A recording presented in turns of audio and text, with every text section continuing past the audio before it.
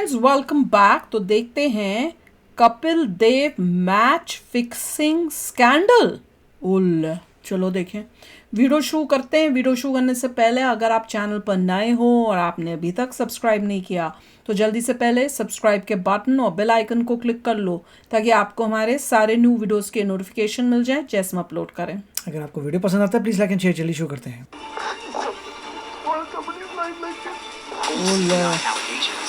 The legendary World Cup winning captain has finally responded to the controversy.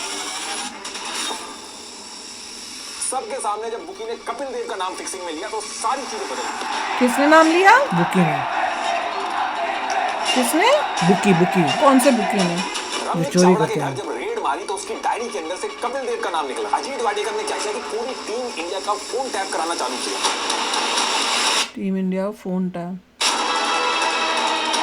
सटोरियों को एक दिन पहले कैसे पता चल गया कि इंडिया फॉलो ऑन नहीं देगा? पाकिस्तान के खिलाफ मैच हारने पे 25 लाख रुपए कपिल देव देंगे और मनोज इस बात पे अड़ गए। लाल कृष्ण अडवाणी सीबीआई को एक केस ही नहीं देना चाह रहे। उन्हीं की वजह से सारे प्लेयर के नाम छुपाए। लाल कृष्ण अडवाणी नाम नहीं देना चाहते थे? पूरा पता चला तो समझ नहीं आई।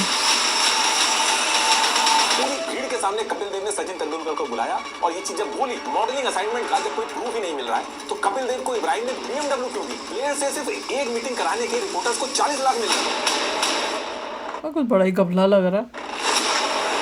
नवजोत सिंह सिद्धू ने स्टिंग के अंदर अपना स्टेटमेंट बदल दिया कि यार कपिल देव के मेरे ऊपर बहुत एहसान है। कपिल देव और सुनील गावस्कर को डालमिया का सपोर्ट है।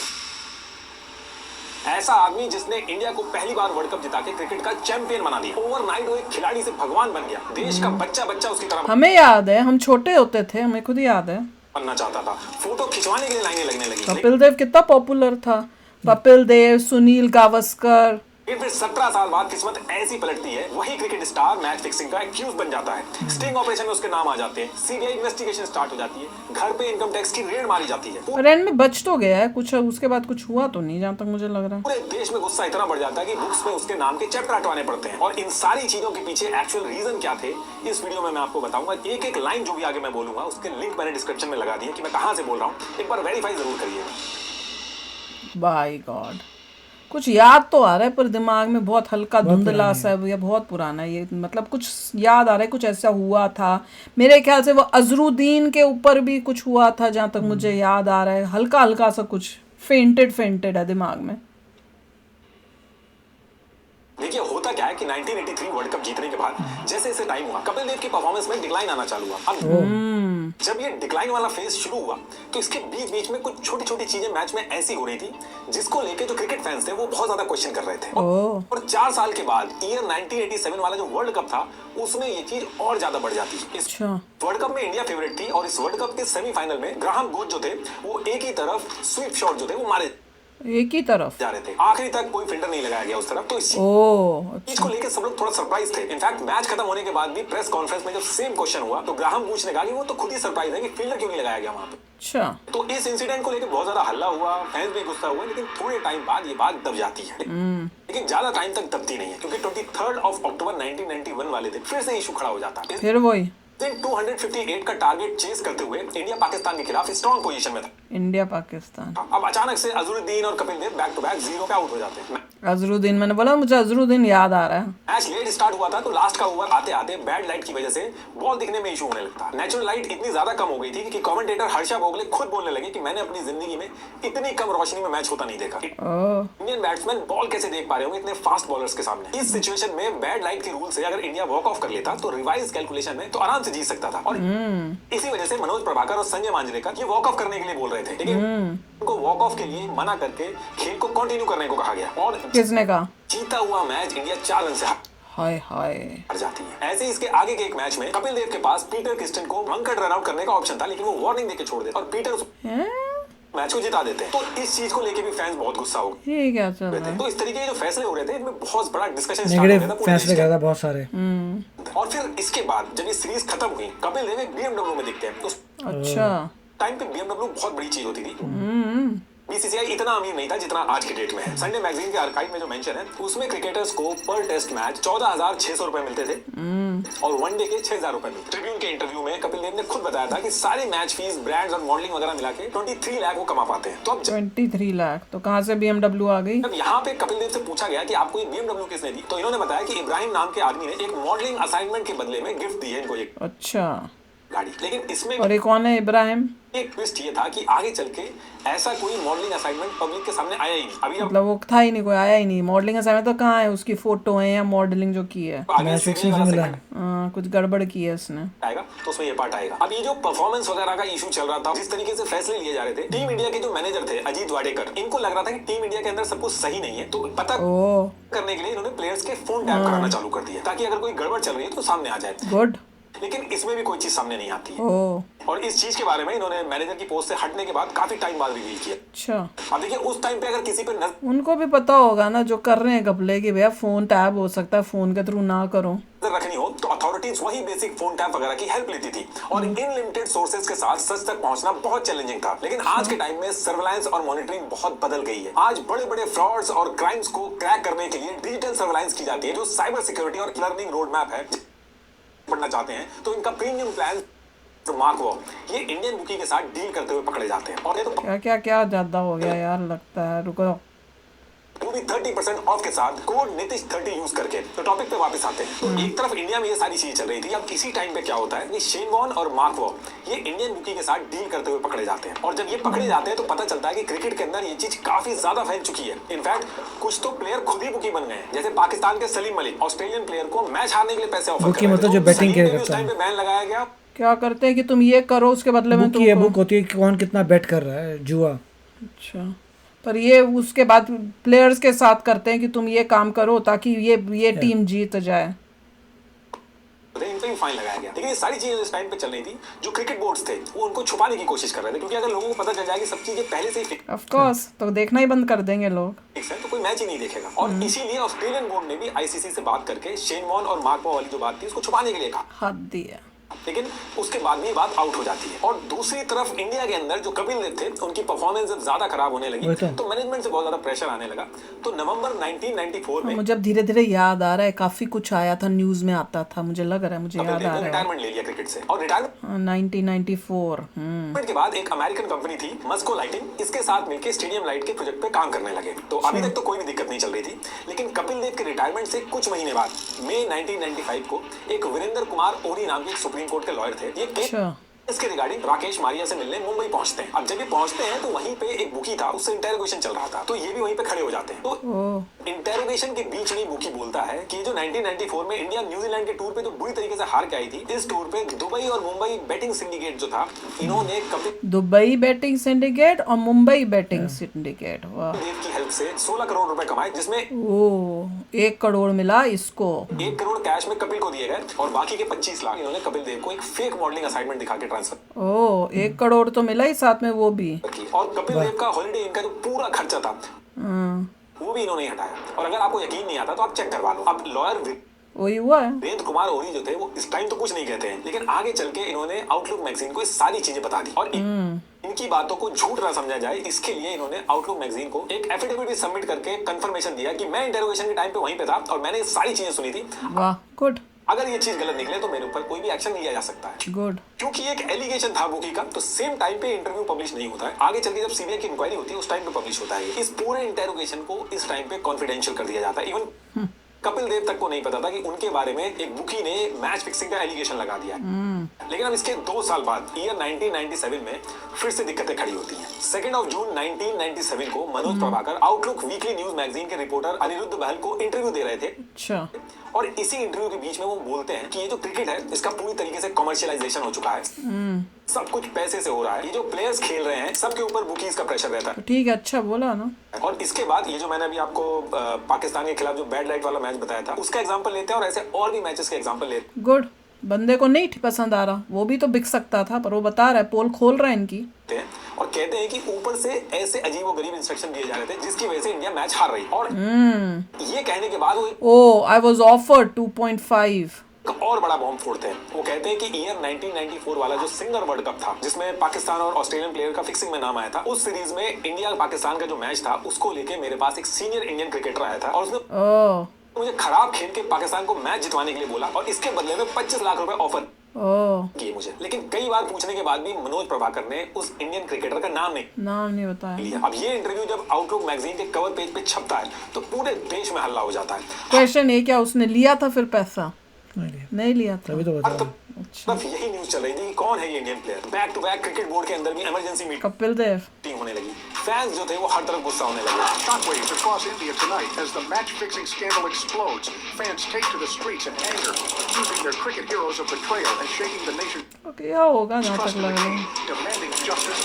Strict और बात जब ज्यादा बढ़ने लगी तो 6 जून 1997 को BCCI secretary Jagmohan Dalmiya direct Manoj Prabhakar को एक ऑफिशियल लेटर लिख के क्या पूछते हैं कि ये जो आपने मीडिया को इंटरव्यू देके प्लेयर के बारे में बात बताई कि 25 लाख रुपए ऑफर हुए हैं, ये खिलाड़ी कौन था? और इसके बाद इन्होंने पूछा कि ये चीजें आप अब क्यों बता रहे हो? तो इसके कुछ दिन के बाद ही मनोज प्रभाकर इस पे रिप्लाई कर देते हैं और कहते हैं कि उस टाइम मुझे टीम में रह के खेलना था और और नहीं तो क्या, मैं अपना करियर थोड़ी कोई खराब कर लेगा। वो इतनी करप्शन है तो बेचारा अपना करियर खराब कर ले। सच्चाई बोल के भी क्या मिलेगा उसे? इस खिलाड़ी ने 25 लाख का ऑफर दिया था, उसका नाम मैं नहीं बता सकता। ऑलरेडी मेरे ऊपर डिफेमेशन और जान से मारने की धमकी आ रही है। ओ देखा। तो कुल मिला के मनोज प्रभाकर बीसीसीआई के सामने भी नाम नहीं बताते। लेकिन बीसीसीआई के सामने दिक्कत ये थी कि मीडिया का भी बहुत ज्यादा प्रेशर आता, हर तरफ यही डिस्कशन चल रहा था। तो यहाँ से तुम पता करो ना, जब हो रहा था बीसीसीआई ने ये डिसाइड सो रहे किया थे। कि एक इंक्वायरी करा लेनी चाहिए सारे प्लेयर्स की ताकि सच सामने आ जाए। तो इसके 10 दिन बाद 20 जून 1997 को बीसीसीआई प्रेसिडेंट, ये काफी न्यूज में आई थी क्योंकि मैं उतना इंटरेस्ट नहीं था, हमें तो इतना पता नहीं, पर न्यूज में आता था, सुना हुआ लग रहा। राज सिंह ने एक कमीशन बनाया। सुप्रीम कोर्ट के retired chief justice Yashwant Chandrachud ने इसको लीड किया और पूरी जो टीम इंडिया थी, current players, x player, coaches, manager, BCCI officials, सबसे पूछताछ चालू की गई। लेकिन पता नहीं चला होगा, सब स्मार्ट बनेंगे। किसी भी प्लेयर ने कुछ भी नहीं बताया। वो मुझे याद आ रहा है, ऐसा कुछ था। अब प्लेयर्स ने तो कुछ नहीं बताया, लेकिन जो स्पोर्ट्स जर्नलिस्ट थे उनसे कुछ चीजें बाहर आई। 10 में से 9 जर्नलिस्ट ने ये कह दिया कि देखिए मैच फिक्सिंग की तो पॉसिबिलिटी पूरी तरीके से है। पायनियर के स्पोर्ट्स एडिटर प्रदीप ने कहा कि प्रदीप के पास खुद एक इंडियन बुकी ने इंडियन प्लेयर से मिलवाने के 40 लाख रुपए ऑफर किए थे। आउटलुक के अनिरुद्ध बहेल ने भी सेम चीज कही कि मनोज प्रभाकर जो कह रहे हैं भले उसके प्रूफ नहीं है, लेकिन वो सच कह रहे हैं। और फिर 7 नवंबर 1997 को ये सारी इंक्वायरी कंप्लीट होती है, लेकिन बीसीसीआई इस रिपोर्ट को कॉन्फिडेंशियल रखती है, पब्लिक नहीं करती। अब वही तो इसके 2 साल बाद 1 अक्टूबर 2 साल हो गए 1999 को Kapil Dev Indian cricket team के कोच बन जाते हैं। और कोच बनते ही सेम मंथ में जो पहला टेस्ट मैच पड़ता है हारेंगे, उसी में इशू खड़ा हो जाता है। होता क्या है कि न्यूजीलैंड के साथ टेस्ट मैच में इंडिया ने 583 रन बना के न्यूजीलैंड को 308 रन पे ऑल आउट कर दिया था। अब अच्छा, उनको ऑल आउट कर दिया था, मतलब इंडिया को जीतना चाहिए। नॉर्मल क्रिकेट लॉजिक से ये था कि फॉलो ऑन दो और मैच जीतो। और जयंत लेले और सिलेक्टर चंद्रकांत ने भी कपिल देव को फॉलो ऑन देने के लिए कहा, लेकिन 10 मिनट के बाद सब लोग चौंक जाते हैं क्योंकि करता ही नहीं। इंडिया ने फॉलो ऑन ही नहीं दिया। इंडिया ने फॉलो ऑन नहीं दिया और फिर मैच आगे चल के ड्रॉ हो जाता है। और इंडिया फॉलो ऑन नहीं देगा, इस चीज के बारे में जो सटोरी थे उनको एक दिन पहले इसके बारे में पता था कि इंडिया फॉलो ऑन नहीं देगा। अब पहले से प्लान्ड है। जयंत लीले जो थे, इन्होंने सचिन तेंदुलकर को भी बुलाया और पूछा कि ये फॉलो ऑन क्यों नहीं दिया गया। तो उन्होंने कहा कि कपिल देव ने सबके सामने आके बोला कि जाओ उनको बोल दो हम बैटिंग करेंगे। तो मैं सबके सामने मना नहीं कर पाया। तो इस इंसिडेंट को भी लेके काफी दिन तक न्यूज वगैरह में डिस्कशन चला। उसके बाद ये मुद्दा भी ठंडा पड़ जाता। क्यों पूछा नहीं कपिल देव से कि तूने क्यों दिया? और इसी टाइम पे क्या होता है, एक रमनीक चावड़ा नाम का एक बिजनेसमैन था, इसके यहाँ पे इनकम टैक्स वाले केस को लेके रेड मारने जाते हैं। अब रेड मारते टाइम इनको एक बहुत ही अलग चीज पता चलती है। वहाँ पे वो हो रहा होगा, क्या बोलते हैं, कुछ पैसा कपिल देव को गया। हाँ, लिस्ट होगी कि किसको कितना देना, क्या करना। वहाँ पे एक डायरी मिलती है, उस डायरी के अंदर केडी नाम लिखा हुआ था, कपिल देव, और उसके नाम के सामने 1 करोड़ 33 लाख रुपए लिखे हुए थे, जिसमें से 25-25 लाख की 2 ट्रांजैक्शन ड्राफ्ट और चेक से ट्रांसफर हुई थी। बाकी जो 83 लाख थे वो कैश में लिखे हुए थे। अब रमनिक से जब पुलिसिया अंदाज में पूछा गया तो उन्होंने कहा कि एक एक्स क्रिकेटर हैं कपिल देव, ये उनके हैं। अब यहाँ से जो ऑफिसर्स थे उनके कान खड़े हो जाते हैं। ऑफिसर कपिल देव के पास पहुंचते हैं तो उससे क्यों दिए, उससे नहीं पूछा तूने क्यों दिए कि ये पैसा किस चीज का है। तो जो डॉक्यूमेंटेड अमाउंट था, यानी कि जो 25-25 लाख का ड्राफ्ट और चेक से था, वो तो कपिल देव ने एक्सेप्ट कर लिया कि एक कंपनी के काम से उन्होंने ट्रांसफर किए थे। लेकिन क्योंकि वो तो सामने प्रूफ आ गया, उससे कैसे बचे। जो 83 लाख कैश लिखा हुआ था, 83 लाख, कपिल देव उसको साफ मना कर देते हैं। अब इधर कपिल देव मना कर रहे हैं और जो रमनिक पकड़ा गया था वो कह रहा है ये नहीं के। जब लिखा उसने है वहां पे और कैश ये और ये मान भी रहा है कि वो वाला तो दिया है, तो उसने पूरा दिया होगा। इस इंक्वायरी का जो एओ था उसने प्रोसीडिंग में भी कपिल से बोला कि अगर रमनिक झूठ बोल रहा है तो आप एक काम करो, इस पे केस कर दो। लेकिन कपिल देव ने रमनिक पे केस ही नहीं किया और इस इसको कई सारी चीजों से जोड़ के देखा गया। जो लॉयर ओरी के टाइम पे बुकी ने कैश वाली बात बोली थी, बिल्कुल उससे भी जोड़ के देखा गया, लेकिन कोई चीज एस्टैब्लिश नहीं हुई। फिर ये जो बाय गॉड, एस्टैब्लिश करने को किया जा सकता था, पर कोई है सिस्टम में जो इसको बचाने के लिए था। कैश अमाउंट था, इसको ऑफिसर्स ने कपिल नहीं तो चोर तो पकड़ा जाता है अगर पकड़ने की इरादे हो।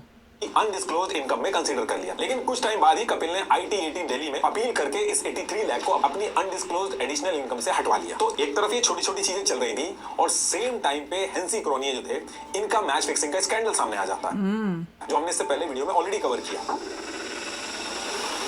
इसमें अजरुद्दीन और बाकी इंडियन प्लेयर्स, मैंने कहा था ना अजरुद्दीन, मुझे कुछ कुछ याद है नाम के नाम आने लगते हैं। इंडिया के अंदर लोग खाना तक नहीं खाते अगर इंडिया मैच हार जाए। और जब ये फिक्सिंग का केस बाहर आया तो हर तरफ हल्ला हो गया, पार्लियामेंट होगा ही। तक में फिक्सिंग का मुद्दा उठ गया। और फिर जब बात बहुत ज्यादा बढ़ गई तो 2 मई और अजरुद्दीन ही था संगीता बिजलानी के साथ जिसकी शादी हुई थी एक्ट्रेस के साथ, ऐसा कुछ था तब भी। उनको इतने टाइम से जो मैच फिक्सिंग हुई है नहीं हुई है, ये पूरा इशू चल रहा था देश के अंदर कि इसमें सीबीआई की एंट्री होती है। सारे देखें कुछ सीबीआई निकालती है CBI भी कि अब तो लगता है सीबीआई भी बेकार ही है, CBI तो सिर्फ बकवास बेवकूफ बनाने के लिए जनता को।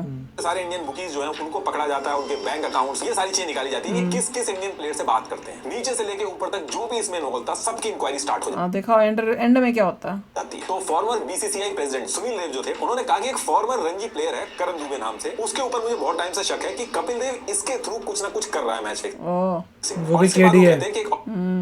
ऑस्ट्रेलिया टूर में करण दुबे पूरे टाइम कपिल देव के साथ था और कपिल देव एक क्रिकेटर है, उनके पास लंदन में एसेट्स हैं, दिल्ली के सुंदरनगर, ओ बाय गॉड, फ्लैट है एक लंदन में, सुंदर नगर में है, प्रॉपर्टियां हैं, महारानी बाग, चंडीगढ़, हर जगह इतना पैसा प्रॉपर्टी है। एक क्रिकेटर की इनकम से इतना कुछ होना पॉसिबल नहीं है, तो यहाँ पे इंक्वायरी जरूर होनी चाहिए। अब जब ये बात इंक्वायरी के बीच में उठती है तो यहाँ से जो सीबीआई है वो मनोज प्रभाकर को बुलाती है और मनोज प्रभाकर से वही सेम चीज पूछी जाती है जो उन्होंने इंटरव्यू में कही थी। ये जो इंटरव्यू में तुमने 25 लाख रुपए की बात बोली थी कि तुम्हें एक इंडियन प्लेयर ने ऑफर किए थे, उस इंडियन प्लेयर का नाम बताओ। और बहुत देर आनाकानी करने के बाद मनोज प्रभाकर सीधे बोलते हैं कि वो आदमी कपिल देव है। ओ ले, अब तो बोल दिया, कपिल देव ने ही फिक्सिंग के लिए मुझे 25 लाख रुपए ऑफर किए, मैच फिक्सिंग के लिए। अब जैसे ही मनोज प्रभाकर कपिल देव का नाम लेते हैं तो सीबीआई कहती है कि तुम पूरा इंसिडेंट डिटेल में बताओ कि उस टाइम आसपास कौन था और एक्चुअल में हुआ क्या था। और फिर यहाँ से मनोज प्रभाकर पूरा इंसिडेंट बताना चालू करते हैं। वो कहते हैं कि सिंगर कप 1994 चल रहा था। मनोज के जो रूममेट थे वो नवजोत सिंह सिद्धू थे। वो होटल के एक रूम नवजोत सिंह सिद्धू, वो कपिल शर्मा के शो में जो है वही तो है, में रह रहे थे। और उनके बगल वाला जो रूम था वो बीच में कॉमन डोर से अटैच था और उस बगल वाले रूम के अंदर प्रशांत वैद्य और नयन मोगिया रह रहे थे। और अच्छा, ये जो प्रशांत वाला रूम था, जब ये इंसिडेंट हुआ तो उस पर्टिकुलर टाइम पे एक बंगाली रिपोर्टर थे सत्य सेन मैत्रा, ये भी थे यहाँ पे। अब मनोज कहते हैं कि वो अपने रूम के अंदर जो बाथरूम था वहाँ पे शेव कर रहे थे। अच्छा, और नवजोत सिंह उसी रूम में थे। उसी टाइम पे नवजोत सिंह सिद्धू आवाज लगा के मनोज से कहते हैं कि ओए पाजी, यानी कि कपिल देव कोई ऑफर लेके आए हैं और तुझसे बात करना चाहते हैं। और नवजोत सिंह सिद्धू उसको बोलते हैं। मनोज प्रभाकर से कहते हैं कि जो पाकिस्तान के खिलाफ अगला मैच है उसमें तुझे अंडर परफॉर्म करना होगा। ओ लिया, अब समझ आ रही है। इसके बदले में 25 लाख रुपए मिलेंगे। गंदा खेलो, हारो, इंडिया को हराओ और पैसा कमाओ। मनोज प्रभाकर यहाँ पे कहते हैं कि ये चीज सुनकर उन पर बहुत ज्यादा गुस्सा हुआ है, गुड। और फिर कहते हैं कि नवजोत सिंह सिद्धू भी उस टाइम पे उस रूम में थे और जो बगल वाला अटैच रूम था वहां तक भी आवाज जरूर गई। सुना होगा उन्होंने भी। उस रूम में प्रशांत वैद्य, नयन मोगिया, बंगाली जर्नलिस्ट जो थे उन सबने देखा। अब इसके बाद सीबीआई मनोज प्रभाकर से कहती है कि तो फिर इसके बाद तुमने क्या किया। मनोज प्रभाकर ने कहा कि ये बात मैंने directly team manager Ajit Wadekar जो थे और कैप्टन मोहम्मद अजरुद्दीन, अब मुझे याद आ रहा है कुछ अजरुद्दीन, इनको बताई। लेकिन उसके बाद भी कुछ नहीं हुआ। हाँ, सब मिले हुए थे। फिर उसके बाद मैंने रवि शास्त्री और सुनील, इसका भी नाम सुनील गावस्कर का भी, शास्त्री का भी मुझे याद आ रहा है क्योंकि सुनील गावस्कर, पर ये सब बच निकलते हैं। कमेंट्री करते थे उस टाइम पे, उनके पास गया, उनको भी बताई, नाम लेके बताई, लेकिन उसके बाद भी कुछ नहीं हुआ। इस पूरी सब मिले हुए में मनोज प्रभाकर ने एक चीज और बोली कि कपिल देव ये सारा फिक्सिंग का काम हिरन हाथी के थ्रू करते हैं। क्या हिरन हाथी? वो क्या है? अब मनोज प्रभाकर ने जितनी भी चीजें बताई, जितने भी विटनेस थे, सीबीआई एक एक करके इनके पास पहुंचती है और इनसे भी इंटरोगेशन स्टार्ट होती है। लेकिन जितने भी लोग थे इनमें से कोई भी मनोज प्रभाकर के स्टेटमेंट को बैक ही नहीं करता है। वही तो, सब मिले हुए हैं। रवि शास्त्री कहते हैं मनोज ने एक बार बोला तो था, लेकिन मुझे नहीं लगता कि कपिल ऐसा करेगा। नवजोत सिंह सिद्धू कहते हैं कि मनोज ने एक बार कैजुअली पैसों के ऑफर के बारे में कुछ बताया तो था, पर किसने दिया, कब दिया, ये नहीं बताया। देखा, नवजोत सिंह सिद्धू भी मुझे बड़ा लफड़े वाला आदमी लगता है। प्रशांत वैद्य ने कहा कि ऐसा कुछ सच हो रहा है। इंसिडेंट मुझे याद नहीं। अब इस पर्टिकुलर टाइम पे आउटलुक मैगजीन के जो अनिरुद्ध बहल थे, ये ढाका बांग्लादेश में थे, एक मैच को कवर करने गए थे। वहीं पे इनको वो बंगाली जर्नलिस्ट सत्यसेन मैत्रा ये मिलते हैं, जो उस दिन नैन मोगिया और प्रशांत वैद्य के रूम में थे। तो अनिरुद्ध जो है वो डायरेक्टली सत्यसेन से पूछते हैं कि उस दिन रूम में हुआ क्या था, तुम तो थे वहां पे, तुम बताओ। तो सत्यसेन कहते हैं कि उस दिन मैंने मनोज को चिल्लाते हुए तो सुना था कि ये तुम क्या कर रहे हो, तुम मुझे खरीद नहीं सकते, इस तरीके की आवाजें तो आ रही थी। लेकिन क्योंकि मैं बगल वाले रूम में था तो मुझे समझ में नहीं आया कि मनोज फोन पे किसी पे चिल्ला रहा था या एक्चुअल में रूम में कोई था। और जैसे ही मनोज ने चिल्लाना चालू किया तो प्रशांत वैद्य जो थे, जो थोड़ा सा दरवाजा खुला हुआ था, उसको बंद कर दिया। तो क्लियरली कि आवाज ना सुनाई दे। तो कुछ नहीं कह सकते कि वहां पे कपिल देव थे या नहीं थे, लेकिन मनोज चिल्ला रहे थे वहां। तो अब जैसे ये होता है, इसके बाद आउटलुक के अनिरुद्ध बहल और तरुण जे तेजपाल ये तहलका नाम से एक इन्वेस्टिगेटिव न्यूज वेबसाइट स्टार्ट करते हैं। देखना चाहिए इनको कुछ, जे सब लोगों के ऊपर कोई एक्शन किया, मुझे तो नहीं याद आता कुछ हुआ। देख लो कितनी करप्शन है, पैसों के भूखे, जिनको लोग हीरो बना के बैठे हुए थे, पता नहीं भगवान बना देते हैं वो सब। और इसमें कपिल देव, सुनील गावस्कर, अजरुद्दीन और पता नहीं सब ये सब कर रहे हैं। और आज के भी टाइम में ये सब चल रहा है। ये जो इतना अमीर और हो रहे हैं ना, वो सब भी, ये भी सब बहुत लफड़े करते होंगे। और फिर इसके बाद ही मनोज प्रभाकर के पास पहुंच के कहते हैं कि आप जो भी बोल रहे हो, अगर वो सच है तो उसका प्रूफ एक तरीके से मिल सकता है। एक स्टिंग ऑपरेशन करते हैं, उसमें आप सब प्लेयर्स के पास कैमरा वगैरह छुपा के लेके जाना, और जो बटन में वो सीबीआई के सामने खुल के नहीं बोल रहे हैं वो बातें आप रिकॉर्ड करके ले आना, और वही तुम्हारे एलिगेशन का प्रूफ बन जाएगा। अब मनोज प्रभाकर इसके लिए रेडी हो जाते हैं और एक सीक्रेट कैमरा छुपा के ये जितने लोग थे इनके पास एक एक करके जाते हैं और चुपके से रिकॉर्डिंग करना स्टार्ट करते हैं। तो सबसे पहले लोग कैमरा छुपा के बिशन सिंह बेदी के पास जाते हैं। ये कौन है भाई? अब उस रिकॉर्डिंग के अंदर बिशन सिंह बेदी कहते हैं कि 25 लाख का ऑफर कपिल देव ने दिया था। इस पूरे गेम में कपिल देव, मोहम्मद अजहरुद्दीन और जडेजा हैं। फिर ये जडेजा भी, टीम मैनेजर अजीत वाडेकर, जिन्होंने सीबीआई को स्टेटमेंट दिया था कि मुझे कुछ याद नहीं, उनके पास कैमरा छुपा के पहुंचते हैं और इस रिकॉर्डिंग में अजीत वाडेकर कपिल देव का नाम ले लेते हैं। और फिर सभी इसके बाद कहते हैं कि मैं ये बातें बाहर नहीं कर सकता हूँ क्योंकि कपिल देव और गावस्कर को डालमिया का सपोर्ट है। और फिर डालमिया ऐसे ये लोग कैमरा छुपा के कांग्रेस लीडर कमलनाथ के पास जाते हैं और कमलनाथ कहते हैं कि एक फंक्शन में मैं बस कपिल देव से थोड़ी देर बात की थी, उसके तुरंत बाद एक आदमी मेरे पास आया और उसने मुझसे पूछा कि क्या आप भी कपिल देव के साथ सट्टा लगाते हो, अगर लगाते हो तो मेरा भी लगवा देना। तो यहाँ से इनको भी डाउट हुआ। ऐसे ही ये लोग कैमरा छुपा के स्पोर्ट्स मिनिस्टर सुखदेव सिंह ढींडसा के स्पोर्ट्स मिनिस्टर पास पहुंचते हैं। सुखदेव सिंह कहते हैं कि BJP home minister Lal Krishna Advani पहले चाहते नहीं थे कि सीबीआई को केस दिया जाए, और क्यों? बाद में उनकी एडवाइस पे हमने प्लेयर्स जो थे उनके नाम नहीं बाहर किए। ऐसे क्यों? नवजोत सिंह सिद्धू भी रिकॉर्डिंग में कहते हैं कि यार कपिल देव के मेरे ऊपर बहुत एहसान है। तो जो वो लोग कह रहे थे कि उनको कुछ पैसे पुस्से दिए होंगे, कुछ किया होगा, नहीं पता। इस स्टिंग ऑपरेशन में वो सब उल्टा बोल रहे थे। और आगे जब ये स्टिंग ऑपरेशन आउट हुआ तो सीबीआई ने दोबारा बुलाया नवजोत सिंह सिद्धू को, तो उन्होंने स्टेटमेंट बदल दिया था कि हाँ, मनोज ने जो ऑफर वाली बात की थी उसमें कपिल का नाम लिया था। और ये सारा मैं बता रहा हूँ, ये पूरा स्टिंग ऑपरेशन यूट्यूब पे आप तहलका फॉलन हीरो सर्च करोगे तो आपको ये पूरा स्टिंग ऑपरेशन मिल जाएगा। बाकी इसका लिंक भी मैं डिस्क्रिप्शन में डाल दूंगा। तो जब ये सारा स्टिंग इन लोगों के ऊपर एक्शन किया हुआ, मैं तो ये देखना चाहती हूँ एंड में ऑपरेशन हो जाता है। तो उसके बाद 27 मई 2000 को मनोज प्रभाकर तहलका वालों के साथ मिलकर दिल्ली के मेरिडियन होटल में प्रेस कॉन्फ्रेंस करके सबको स्टिंग ऑपरेशन दिखा गुड देते हैं। पूरे देश के अंदर कोहराम मच जाता है। Very good. क्या करे बेचारा एक सच्चा इंसान। Sting operation has exposed shocking links between top cricketers and bookies, triggering nationwide outrage. Protests erupting across India as furious.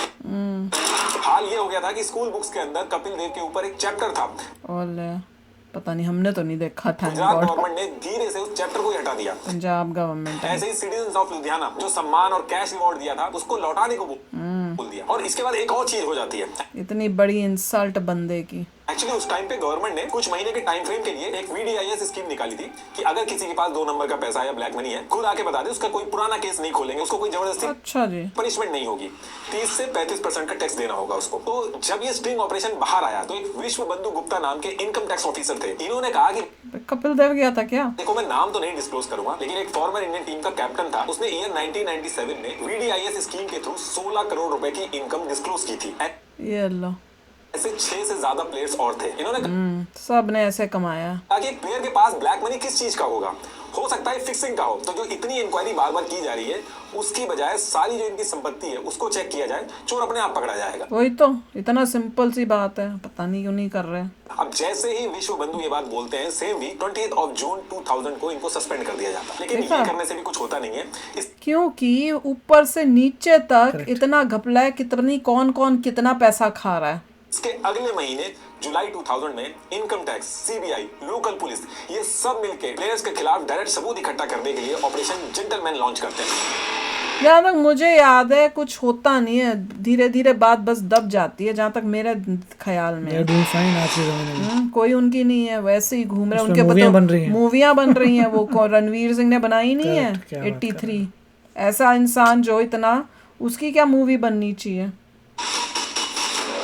इस ऑपरेशन के अंदर ये प्लेयर्स, बुकीज, बीसीसीआई ऑफिशियल्स इनकी 90 लोकेशन पे रेड मारते हैं और लिस्ट में सबसे ऊपर नाम था कपिल देव का। वही 20 जुलाई 2000 को मॉर्निंग में इनके घर, ऑफिस, होटल सब जगह 38 आवर्स तक रेड चलाई जाती है। वाह, रेड खत्म होने के बाद कोई भी डायरेक्ट लिंक मैच फिक्सिंग का नहीं मिलता है। सब ठीक, सफा साफ कर लिया, सब कर लिया। लेकिन ऑफिसर के सामने एक पिक्चर बनना स्टार्ट होती है। ऑफिसर्स का मानना था कि शायद क्रिकेटर्स और बुकीज जो है इनके बीच में जो पैसे का सेटलमेंट हो रहा है वो जमीन के थ्रू हो रहा है, यानी कि जमीन को खरीद बेच के हो रहा है। क्योंकि मल्टीपल ऐसी चीजें आ रही थी जिनका लॉजिकल एक्सप्लेनेशन नहीं था। जैसे कपिल देव को एक 100 एकड़ की जमीन थी, वो मार्केट रेट से बहुत ही कम दामों में मिली और अच्छा, उस जमीन के जो पेपर भी थे वो भी कपिल देव के पास से नहीं बल्कि किसी और खिलाड़ी के ऑफिस से मिले। इस जमीन के कपिल देव का किसी और के पेपर करण दुबे के ऑफिस से मिले। लो। करण दुबे का नाम ऑलरेडी मैच फिक्सिंग में आया हुआ था। ऐसे ही दिल्ली के महारानी बाग वाली लोकेशन से अनडिक्लेयर्ड एसेट्स के डॉक्यूमेंट्स मिले। कपिल देव से ऑफिसर्स ने पूछा भी, ये जो 100 एकड़ जमीन है ये आपने ली किससे? तो कपिल देव ने कहा कि केवल जोशी नाम का एक आदमी था, उससे ली। केवल जोशी को ढूंढा गया तो जमीन तो उसने बेची थी, लेकिन वो आदमी नहीं मिला, उसका कोई ट्रेस ही नहीं मिला। ऐसे ही सीबीआई ने पूछा कि ईयर 1992 में BMW कार कहां से मिली? कपिल देव ने कहा कि एक इब्राहिम नाम का आदमी है, वो भी नहीं मिला कभी। साउथ अफ्रीका में, वो ऑटो सिटी नाम से एक गैराज चलाता है, उसने मॉडलिंग असाइनमेंट के बदले में वो BMW दी। साउथ अफ्रीका में। अब इब्राहिम को ढूंढा गया तो उसका भी कोई ट्रेस नहीं मिला। और सब नकली बनाए हुए। और ये भी पता लगाएगा कि इस ईयर में कोई मॉडलिंग असाइनमेंट हुआ हो जिसका कोई फोटो, पेमेंट या कोई कॉन्ट्रैक्ट हो, तो वो भी नहीं मिला। इसके बाद ये भी पूछा गया कि ईयर 1999 न्यूजीलैंड टेस्ट जिसमें तुमने फॉलो ऑन नहीं दिया था, उसके बारे में एक दिन पहले बुकीज को कैसे पता चल गया? तो इस पे भी कपिल देव ने कहा कि सबने मिलकर फैसला लिया था, मेरे अकेले का फैसला नहीं था। तो कुल मिला के यहाँ भी डायरेक्ट प्रूफ कोई नहीं मिल पाया। अब इसी टाइम पे एक फॉर्मर बीसीसीआई प्रेसिडेंट ने अपना नाम डिस्क्लोज किए बिना सीबीआई को टिप दी कि ये जो अहमदाबाद वाला जो मैच था, वही जिसमें फॉलो ऑन नहीं दिया था, उस टाइम पे कपिल देव और हिरन हाथी के बीच में जरूर कुछ ना कुछ डील हुई होगी, क्योंकि उस टाइम पे कपिल उसके साथ बहुत ज्यादा दिख रहे थे। और मनोज प्रभाकर ने भी अपने एलिगेशन में कपिल देव के साथ हिरन हाथी का नाम लिया था। हाँ, तो फिर उसी टाइम उसके ऊपर क्यों नहीं किया इन्होंने फोकस? एक्चुअली हिरन हाथी जो है वो एक गुजरात का बिजनेसमैन था, पर मीडिया के अंदर इसका लिंक जो था वो बुकीज के साथ जोड़ा जाता था। लेकिन हिरन हाथी जब भी इंटरव्यू देता था उसको साफ मना कर देता था, क्योंकि कुछ भी प्रूव नहीं हुआ था। तो अब इस टिप के बाद सीबीआई जो है वो हिरन हाथी के घर पे भी रेड मार देती है। हिरन हाथी के यहाँ से एक डायरी मिलती है जिनमें जो क्रिकेटर्स थे उनके इनिशियल्स लिखे हुए थे। और यहाँ से ये भी पता चला कि कपिल देव के पास एक स्टेडियम में लाइट लगाने का काम आया था। पेमेंट स्टेडियम में लाइट लगाने का के लिए स्टेडियम वालों ने कहा हम पैसे नहीं दे सकते, तो इसके बदले में तुम स्टेडियम के अंदर जो एडवर्टाइजिंग लगाने के जो राइट्स हैं वो ले लो। अब नॉर्मली कपिल देव खुद ही राइट्स का फायदा उठा सकते थे, लेकिन कपिल ने ऐसा नहीं किया। कपिल देव ने एडवर्टाइजिंग राइट्स एक दूसरी कंपनी एजे प्रमोशन को दे दी है और इसके ओनर अजय जडेजा और हिरन हाथी निकले, जिनका ऑलरेडी फिक्सिंग में नाम चल रहा था। ऊपर से अहमदाबाद में जब वो फॉलो ऑन वाला ये देखो ये कर रहे हैं क्रिकेटर्स मैच चल रहा था, तब उस पर्टिकुलर टाइम पे हिरन हाथी ने 3 अपार्टमेंट और 3 ओपल कार खरीदी। अब ऐसी सस्पिशियस टाइमिंग पे 3-3 कार और 3-3 प्रॉपर्टी जो खरीदी, एक आम इंसान पूरी जिंदगी लगा के घर खरीदता है, गाड़ी खरीदता है, ये देखो जी गई। इसको भी फिक्सिंग से जोड़ के देखा गया, लेकिन उससे भी कोई डायरेक्ट लिंक एस्टैब्लिश नहीं हुआ। लेकिन इसके 2 दिन बाद 12 सितंबर 2000 को Kapil Dev Indian cricket team के कोच के रोल से खुद ही रिजाइन कर देते हैं। और करेगा ना कि भैया अब मैं और लफड़े में ना पड़ूं, पीछे हट जाता हूँ लाइमलाइट से। रिजाइन करने के 2 वीक बाद 24 सितंबर 2000 को मनोज प्रभाकर कहते हैं कि मेरे अकेले की बजाय पूरी टीम का आप लाई डिटेक्टर टेस्ट करवा लो। गुड, सारी की सारी चीजें क्लियर हो जाएंगी। लेकिन जिस स्टेज पे इंक्वायरी चल रही थी, बिना कंसेंट के लाई डिटेक्टर टेस्ट के लिए लीगली इतने प्लेयर्स को फोर्स नहीं कर सकती थी। तो यहाँ भी कुछ नहीं हो पाया। तो ये सारी चीजें होने के बाद 30 अक्टूबर 2000 को सीबीआई अपनी फाइनल जितनी भी इंक्वायरी करी थी करके बंद कर देगी, अपनी फाइनल रिपोर्ट स्पोर्ट्स मिनिस्टर को सबमिट कर देती है। बस वहीं पे खत्म। इस रिपोर्ट में सीबीआई ने मोहम्मद अजहरुद्दीन, अजय जडेजा, अजय शर्मा, मनोज प्रभाकर, नयन मोगिया इनके खिलाफ डायरेक्ट प्रूफ निकाल के मैच फिक्सिंग में नाम एस्टैब्लिश कर दिए। लेकिन प्रूफ निकाल के कर दिए कपिल देव के अगेंस्ट में एलिगेशन बहुत लगे, सस्पिशियस एक्टिविटी के बारे में बात बहुत हुई, रेड पड़ी, फाइनेंशियल क्वेश्चंस बहुत सारे सबूत नहीं मिले क्या? लेकिन सब के सब इनडायरेक्ट लिंक थे, कोई भी डायरेक्ट लिंक कपिल देव के खिलाफ प्रूफ नहीं हो पाया। वाह, तो यहाँ से बाकी सब पे तो कार्रवाई स्टार्ट हो जाती है, लेकिन अकेले कपिल देव थे जो पूरी तरीके से इनको क्लीन चिट मिल कमाल है। जाती है। By god, what shocking. मुझे दिमाग में आ रहा है कि ये कुछ सुना हुआ था, और मुझे याद आ रहा था उसमें सुनील गावस्कर, अजरुद्दीन, मुझे अजरुद्दीन ज्यादा याद था, और कुछ कुछ कपिल देव और कुछ कुछ सुनील गावस्कर। और मनोज प्रभाकर के अगेंस्ट क्यों किया उन्होंने पता नहीं। लास्ट में दिखा रहे थे मनोज प्रभाकर के अगेंस्ट भी केस पे गया, वो उसको क्यों कर, क्या पता कि उसने तो एक्सपोज किया सारा। वो एक सच्चा इंसान था, एक सच्चा क्रिकेटर, बाकी सब गंदे, पकड़े सब के सब। वो सिद्धू भी आज पता चला, वो भी, वो तो दिखता भी है बहुत चालू बंदा। कोई पकड़ा नहीं गया।